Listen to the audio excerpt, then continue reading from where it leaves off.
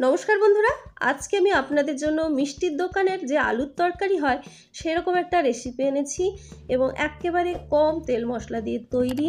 এই গরমে আপনি চাইলেই রুটি, লুচি, পরোটার সঙ্গে এই তরকারিটা সার্ভ করতে পারেন। ভীষণ ভালো লাগবে খেতে বন্ধুরা। তো চলুন ভিডিওটা অবশ্যই শেষ পর্যন্ত দেখার অনুরোধ রইল। তো এই রেসিপিটার জন্য বন্ধুরা কি কি লাগছে আমরা দেখে নিই আগে। অবশ্যই লাগছে ছোলার ডাল। এখানে ছোলার ডাল নিয়েছি একটা 200 ml কাপের 1 কাপ। ছোলার ডালটা পরিষ্কার করে ধুয়ে অবশ্যই 1 ঘন্টা ভিজিয়ে রেখে দিতে হবে। আর নিয়েছি বন্ধুরা আলু। এখানে আমি 5টা মতো ছোট্ট ছোট্ট সাইজের আলু নিয়েছি। আলুটা দেখতে পাচ্ছেন, আলুর খোসাগুলো রয়েছে। মিষ্টির দোকানের আলুর তরকারিতে কিন্তু আলুর খোসা বন্ধুরা থাকে এবং সেই সঙ্গে আলুর খোসা কিন্তু পুষ্টিগুণটাও বেশ ভালোই। এই আলুগুলোকেও 10-15 মিনিট জলে ভিজিয়ে রাখতে হবে যাতে এক্সট্রা স্টার্চটা বেরিয়ে যায়। এবারে আমি দেখুন বাটা মশলা কি নেব। তার জন্য নিয়েছি 2 টুকরো আদা, একটা মাঝারি সাইজের টমেটো নিয়েছি আর কাঁচা লঙ্কা স্বাদ মতো নিয়ে নিতে হবে। ফোড়ন কি দিচ্ছি দেখুন, 2টো তেজপাতা, একটা শুকনো লঙ্কা, দারচিনি, গোলমরিচ আর গোটা জিরে, 5 ফোড়ন, লবঙ্গ। যদি বাড়িতে এলাচ থাকে অবশ্যই 2টো দিয়ে দেবেন। এবার প্রেসার কুকার গরম করে তাতে দিয়ে দিচ্ছি 1.5 থেকে 2 টেবিল চামচ সাদা তেল। আর প্রেসার কুকারে খুব তাড়াতাড়ি রান্না হয়ে যায় রেসিপিটা। এবার বন্ধুরা তেল গরম হলে ফোড়নটা দেব। আচ্ছা, ফোড়নের পরিমাণগুলো আপনাদের একটু বলে দিই।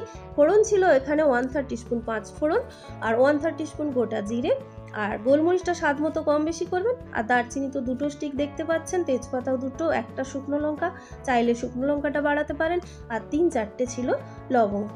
এগুলো ফ্রাই হলে এর মধ্যে দিয়ে দিচ্ছি অল্প একটু হিং।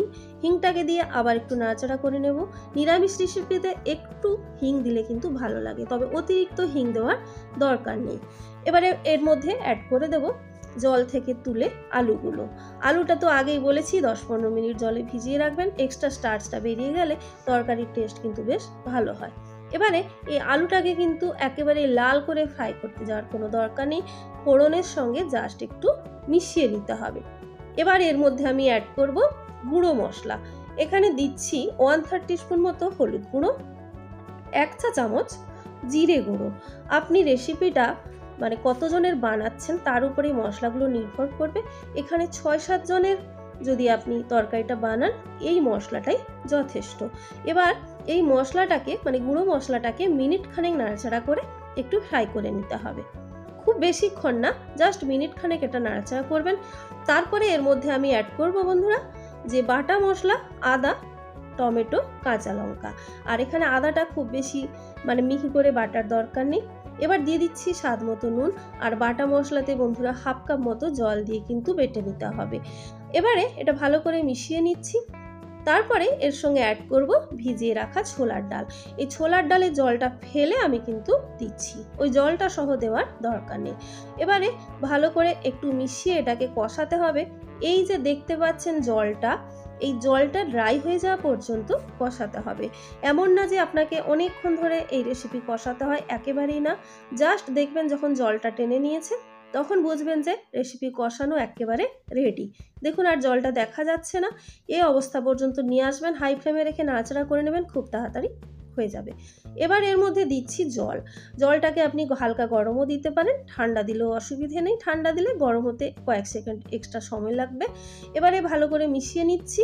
আর জলের পরিমাণ এখানে একটু বেশি হলেও ক্ষতি নেই, পরে শেষের দিকে কিন্তু ঠিকঠাক কনসিস্টেন্সি নিয়ে আসলেই হবে। এবার ঢাকা দিয়ে দেবো এবং ফ্লেমটাকে একেবারে লো করে দিতে হবে। তারপরে এটাকে সেদ্ধ হতে দিতে হবে। তো বন্ধুরা এখানে 5-7টা সিটি দেওয়ার কোনো প্রয়োজন নেই, আপনি অপেক্ষা করবেন সিটি পড়ার আগের মুহূর্ত পর্যন্ত। আমরা সবাই যারা প্রেসার কুকার ইউজ করি জানি কখন সিটিটা পড়তে চলেছে। যখন এরকম একটা আওয়াজ পাবেন সিটিটা পড়বে, ঠিক সেই মুহূর্তে বন্ধ করে মিনিট 15 এটাকে রেস্টে রেখে দিন। তো বন্ধুরা আমি যে রেসিপির সঙ্গে এই তরকারিটা সার্ভ করব পরোটা, অল্প তেলে একেবারে সফট পরোটা কিভাবে বানাবেন যদি আপনাদের দরকার মনে হয় লাগবে তাহলে অবশ্যই কমেন্টে জানাতে আমাকে কিন্তু ভুলবেন না। তাহলে আমি অবশ্যই আপনাদের সঙ্গে এই পরোটা রেসিপি শেয়ার করব। গরমের সময় কিন্তু লুচির থেকে এই পরোটার সঙ্গেই তরকারিটা কিন্তু ভালো লাগবে। তো যাই হোক 10 থেকে 15 মিনিট পরে প্রেশারটা যখন কমে গেছে তখন আমি ঢাকা খুলে আপনাদের এবার দেখাচ্ছি যে তরকারিটার কি অবস্থায় রয়েছে। এই তরকারিটা বন্ধুরা এখন আমি দেখে নেব ছোলার ডালটা সেদ্ধ হয়েছে কিনা। আলু অবশ্যই সেদ্ধ হয়ে যাবে, আর ছোলার ডাল দেখেই বুঝতে পাচ্ছেন সফট হয়ে গেছে। আমি হাতে খুবই গরম রয়েছে, তাও একটু আপনাদের দেখাচ্ছি, দেখুন একটু প্রেসার দিলে ভেঙে যাচ্ছে। তো ছোলার ডাল সেদ্ধ হয়ে গেছে, এবারে কিন্তু জলটা বেশি রয়েছে দেখতে পাচ্ছেন, তাই অবশ্যই এই সময় আপনাকে গ্যাসটা অন করে দিতে হবে এবং বাড়িয়েই দেবেন, একেবারে হাই ফ্লেমে করে দিন গ্যাসটাকে, দিয়ে ফুটাতে হবে কিছুক্ষণ। এবং এই যে আলুগুলো দেখছেন একেবারে গোটা রয়েছে, এই আলুগুলোকে কিন্তু বন্ধুরা এই রেসিপিতে কিছু ভেঙে গুঁড়িয়ে দিতে হবে, তাহলে কিন্তু রেসিপির টেস্ট যেমন বাড়বে আর দোকানের ফ্লেভারটাও পাবেন। দোকানে দেখবেন যে গোটা আলুর থেকে আলুর খোসাগুলো বেশি থাকে এই রেসিপিটাতে, মানে যারা দোকানে লুচি বা ডালপুরি খেয়ে থাকেন তারা দেখেছেন নিশ্চয়ই। তো আলুটা কিন্তু অনেকটাই ভাঙা ভাঙা থাকে, তো এরকম করে ভেঙে দিলে যে কোনো তরকারিতে আলুটাকে যদি এভাবে ভেঙে দেন সেই তরকারির টেস্ট কিন্তু সত্যি একটু অন্যরকম হয়। তো যাই হোক আমি কিছুটা ভেঙে দিচ্ছি, এই নয় যে পুরোটা ভেঙে মিশিয়ে দেবেন তা না। আর এর সঙ্গে বন্ধুরা আর একটা জিনিস অ্যাড আপনাকে করতেই হবে, সেটা হচ্ছে মিষ্টি। তো মিষ্টির জন্য এখানে আমি 2 চা চামচ চিনি দিচ্ছি। এই তরকারি বন্ধুরা মিষ্টি, নুন এবং ঝাল পারফেক্ট হওয়া চাই, মানে যারা খাবেন তাদের মুখের টেস্ট মতো। তো গ্যাসটাকে বন্ধুরা কিছুক্ষণ ফোটানোর পর কমিয়ে দিতে হবে। কোন কনসিস্টেন্সিতে আসার পরে আপনি গ্যাসটাকে বন্ধ করবেন সেটা এখন আমি আপনাদের দেখাবো। মানে খুব বেশি ঘন করে দেবেন না, কারণ এটা অল্প যখনই এর তাপটা কমতে থাকবে তখনই কি হবে, এটা ঘন হতে থাকে, আলু প্রচুর পরিমাণে কিন্তু জল টেনে নেয়। যদি দরকার মনে হয় আরও কিছু আলু ভেঙে দিন এবং তারপরে ঠিক যখন এই রকম মানে ঘনত্বটা আসবে ঠিক তখন বন্ধ করে দিন এবং আর অল্প কিছুক্ষণ ঢাকা দিয়ে রেখে গরম গরম কিন্তু এটা সার্ভ করুন।